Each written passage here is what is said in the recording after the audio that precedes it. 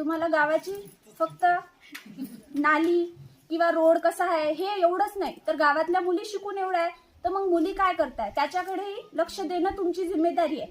तर मग तुम्ही त्याच्यासाठी काय करताय, तुम्ही काय प्रयत्न केला 5 वर्षात, हे तुम्हाला विचार करण्याजोगती गोष्ट आहे. गावामध्ये महिला खूप साऱ्या झाल्या, मुली झाल्या, किती सारे शिकून आहे, पण काहीच फायदा नाही, एकालाही नोकरी लागली नाहीये.